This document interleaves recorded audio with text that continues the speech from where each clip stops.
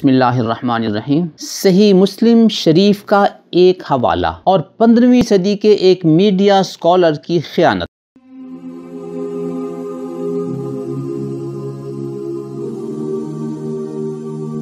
صحیح مسلم میں سیدنا ابو سعید خدری رضی اللہ تعالی عنہ سے ایک حدیث منقول ہے، اس کا نمبر 2914 ہے۔ ایک میڈیا اسکالر نے اس حوالے سے حدیث کے 3 طریق یعنی 3 طرح کے الفاظ پڑھے۔ سب سے پہلی روایت ابو سعید خدری رضی اللہ عنہ سے، اس کے الفاظ میں پڑھ دیتا ہوں۔ کالا کالا رسول اللہ صلی اللہ علیہ وسلم یکون فی آخر الزمان خلیفۃ یقسم المال ولا یعدہ، وعنہ فی لفظ ان نبی صلی اللہ علیہ وسلم قال یکون بعدی خلیفۃ یحصی المال حصیہ ولا یعدہ عدا، وجاء فی طریق عنہ ان رسول اللہ صلی اللہ علیہ وسلم قال من خلفائکم خلیفۃ یحصی المال حصیہ لا یعدہ عددا۔ یعنی ابو سعید خدری رضی اللہ عنہ روایت کر رہے ہیں، ایک طریق میں یہ الفاظ ہے، دوسرے طریق میں یہ الفاظ ہے، تیسرے طریق میں یہ الفاظ ہے۔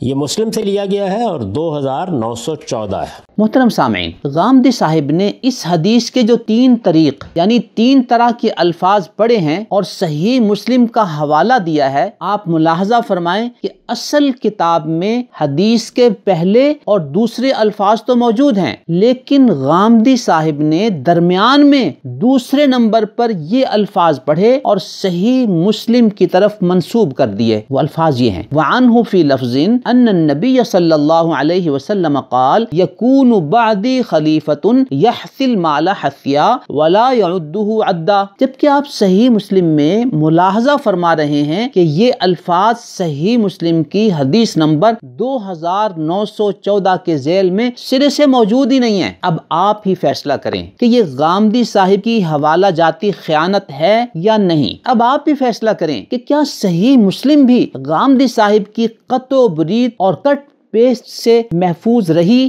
یا نہیں۔ اب آپ ہی فیصلہ کریں کہ جو شخص صحیح مسلم کے حوالے میں اتنی واضح علمی خیانت کر سکتا ہے وہ بقیہ حوالہ جات میں کیا گل کھلاتا ہوگا۔ اب آپ ہی فیصلہ کریں ایسے شخص کی تحقیق و ریسرچ، اس کے میزان و مقامات، اس کی تقریر و تحریر اور اس کے ریفرنسز و حوالہ جات پر اعتماد کیا جا سکتا ہے یا نہیں۔ فیصلہ سوچ سمجھ کر کیجئے گا۔ ہر شخص نے اپنی قبر میں جانا ہے۔ ذاتی اور نظریاتی وابستگیوں سے بالا تر ہو کر فیصلہ کیجئے گا۔ اللہ تعالیٰ صحیح فیصلہ کرنے کی توفیق عطا فرمائے۔ آمین ثم آمین۔ نظروا للطيبة ونور طه يسطعون